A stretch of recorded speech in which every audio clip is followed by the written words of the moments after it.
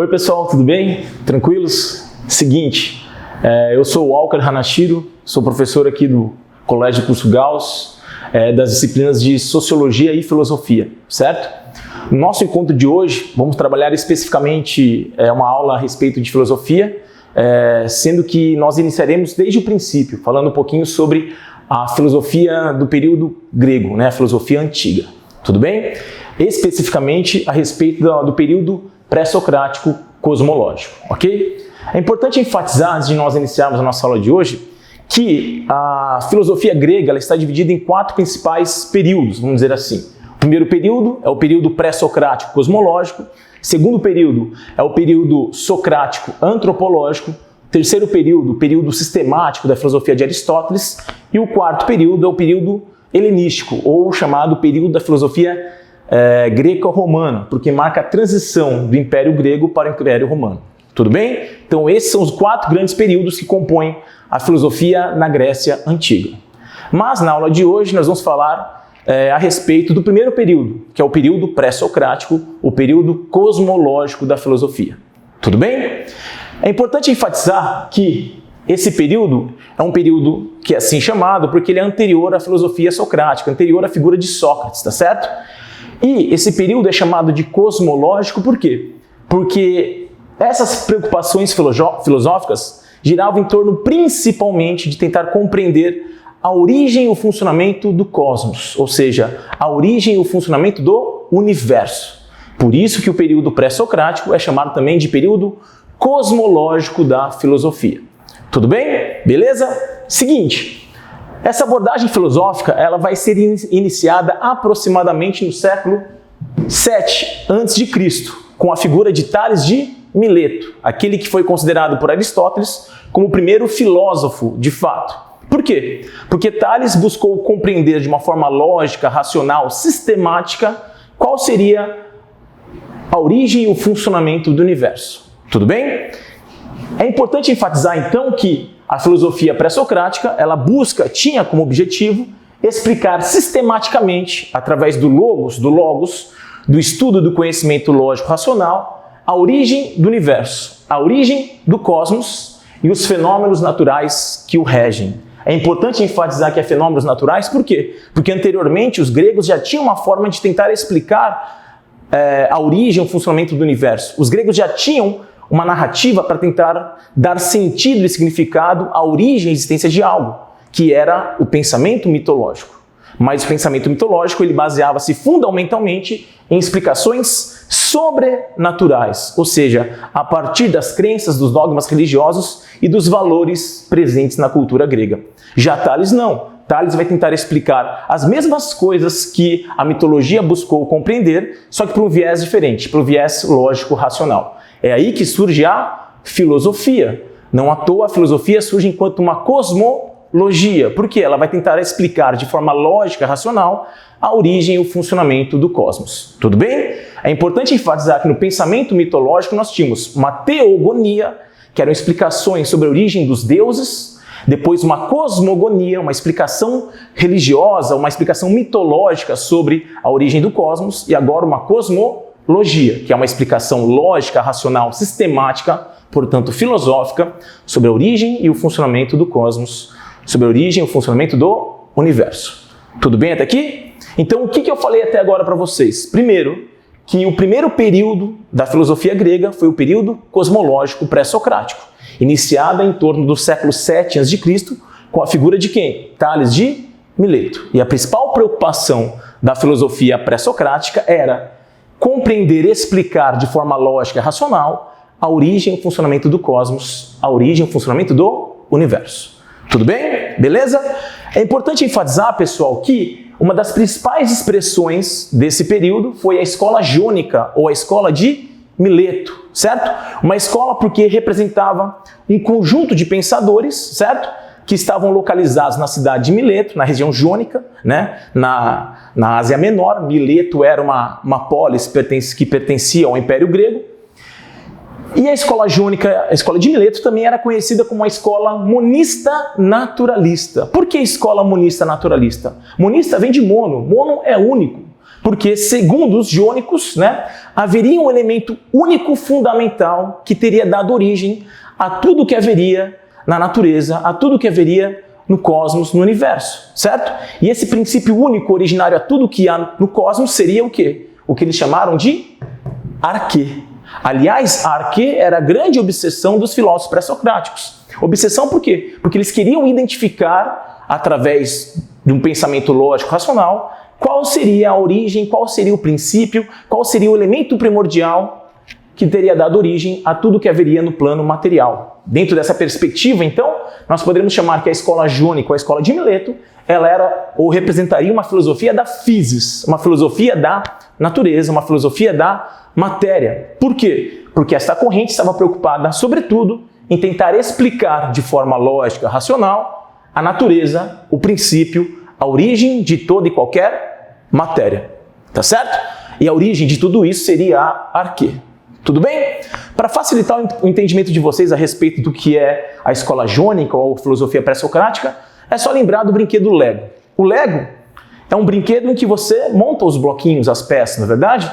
E quando você ganha um brinquedo Lego, ele vem acompanhado de um tutorial, certo? Que explica passo a passo, um manual que explica passo a passo como se faz para montar, né, aquele brinquedo a partir dos bloquinhos. E se vocês prestarem atenção, todo o manual do Lego inicia-se a partir de uma única peça. Essa é a lógica dos pré-socráticos. Essa é a lógica da arquê, onde o uno contém o todo. Onde uma única peça, um único elemento, é o elemento primordial, fundamental, elementar para tudo que há no plano físico, no plano material. Essa seria, então, a filosofia pré-socrática, a filosofia cosmológica. Tudo bem até aqui? O primeiro período da filosofia na Grécia Antiga. Muito bem. E nessa segunda parte eu trouxe para vocês alguns dos principais pensadores pré-socráticos, alguns dos principais representantes da cosmologia. Quem são eles? Tales de Mileto, Anaximandro, Anaximenes, Heráclito, Parmênides. Tá certo? Muito bem. Tales de Mileto, como eu falei anteriormente, é considerado por Aristóteles o primeiro filósofo, aquele que inaugurou o pensamento filosófico, aquele que buscou explicar as coisas por um viés lógico e racional. Muito bem. E para Tales, o princípio fundamental da natureza, ou seja, a arquê, seria a água. Por diversos fatores, devido à sua relevância aos seres vivos, devido à sua capacidade de mutação de acordo com o ambiente, de acordo com o recipiente, e observando a natureza, Tales chegou a essa conclusão, de que a água seria o elemento fundamental, o elemento primordial que teria dado origem a tudo que há no plano físico material. Tudo bem? Então, essa era a teoria, né, ou melhor, o fundamento do pensamento cosmológico de Tales. O segundo pensador é Anaximandro, ok? Já para Anaximandro, a arquê não poderia ser um elemento determinado, a arquê não poderia ser um elemento definível ou definitivo. Muito pelo contrário, para ele, a arquê, como seria esse elemento presente em tudo que há no plano físico material, não poderia ser um elemento finito ou definido. Muito pelo contrário, mas deveria ser um elemento infinito e indefinível, né? O que ele chamou de apeiron.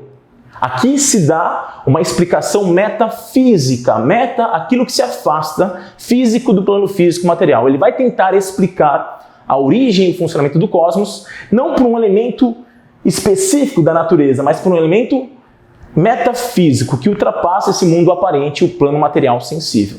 Tudo bem até aqui? Então vamos lá. Tales, a água, Anaximandro, a concepção de apeiron. Tudo bem? Beleza. Terceiro, Anaximenes, que foi discípulo de Anaximandro. E, pautando um pouquinho nessa ideia de que a arquê seria um elemento indefinido, Anaximenes chegou à concepção de que a arquê seria o ar.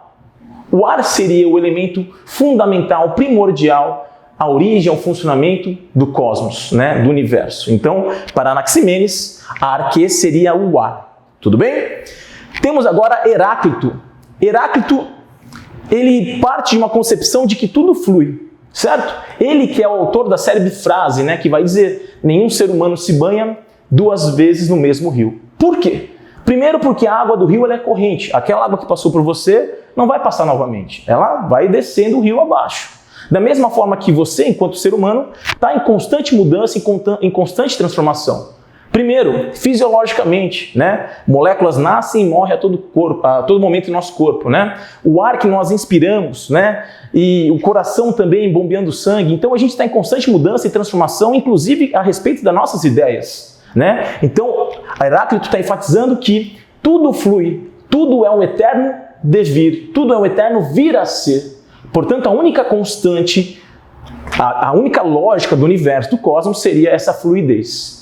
Tudo flui, o eterno devir. Tá certo? Lembrando um pouquinho, por exemplo, a música do Raul Seixas, né, Metamorfose Ambulante, que fala exatamente dessa constante transformação, constante mudança, né? Aquela música do Lulu Santos com Nelson Motta, se não me engano, que fala sobre as ondas, né? Nada do que foi será de novo do jeito que já foi um dia, então. Olha só, então é só para explicar para vocês qual seria essa lógica do cosmos segundo Heráclito. Tudo flui, tudo é um eterno devir, um eterno vir a ser. A única constante é a mudança. Representando simbolicamente, segundo Heráclito, o fogo. O fogo é um elemento que representaria essa mudança, essa transformação. Para o fogo existir, é necessário ele queimar o combustível, né? E, por exemplo, para o fogo existir, ele vai transformar a madeira em cinza, por exemplo. Então, essa é a ideia da fluidez, do devir, do vir a ser. Tudo bem? E temos também Parmênides. Parmênides, outro pensador pré-socrático muito interessante, que será a antítese de Heráclito, né? O contrário, o oposto de Heráclito. Enquanto Heráclito dizia que a constante é a unidade do universo, ou seja, a constante é a lógica do universo, Parmênides dirá que a constante, ou aquele elemento que seria fundamental, seria a permanência, o imobilismo, a imutabilidade. Parmênides dirá, sim, o que muda é a nossa aparência, mas a essência continua sendo a mesma. Portanto, para Parmênides, né, o princípio fundamental do cosmos, o princípio fundamental do universo, seria uma unidade imóvel. Seria a ideia de permanência e de imobilismo enquanto constante do cosmos, constante do universo. E essa ideia de permanência só seria acessível a nós através da razão. Somente através do inteligível, do uso do racional, que nós alcançaríamos essa essência, essa permanência do cosmos, do universo. Aqui a gente já consegue presenciar as bases, né, da dialética platônica, as bases da teoria das ideias de Platão, que será um tema mais à frente. Tudo bem? Mas é importante enfatizar então que enquanto para Parmênides tudo flui, para Heráclito o elemento fundamental do universo ele é imutável, ele é imóvel. E essa permanência só poderia ser acessada por nós através do uso da razão, do inteligível. Tudo bem? Temos também Demócrito, que eu não coloquei aqui, mas Demócrito também é um cara importantíssimo. É com ele que surgirá a concepção do átomo, né? Do átomo enquanto uma unidade indivisível e presente em tudo que há ou que existe no plano físico e material. Tudo bem até aqui? Beleza? Então, uma teoria atomista com Demócrito. Ok? Beleza? Seguinte, para finalizar então a aula de hoje, um breve resumo do que nós vimos até então. Vimos que a filosofia grega está dividida em 4 subperíodos. Quais são eles? Período pré-socrático cosmológico, período socrático antropológico, período sistemático de Aristóteles e o período helenístico, da filosofia greco-romana. Muito bem. Na aula de hoje nós falamos especificamente sobre a filosofia pré-socrática, a filosofia cosmológica, que surge lá no século VII a.C. com a figura de quem? Tales de Mileto. E Tales inaugurou o pensamento filosófico, tentando compreender de forma lógica e racional a origem e o funcionamento do cosmos, a origem e o funcionamento do universo. Por isso, uma filosofia cosmológica. E uma das principais expressões do período pré-socrático foi quem? Foi a escola de Mileto, a escola jônica, a escola monista naturalista, que defendia a ideia de que tudo que há no plano físico material haveria ou teria uma única origem. E qual seria essa origem fundamental, elementar do universo? O que eles chamaram de arquê. Portanto, a filosofia jônica, a filosofia pré-socrática, é considerada uma filosofia da physis, uma filosofia da natureza, uma filosofia preocupada em compreender principalmente a origem e o funcionamento do mundo material, do mundo natural sensível.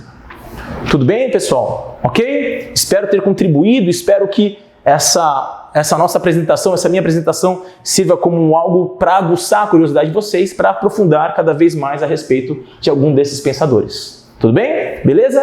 Então até a próxima e obrigado.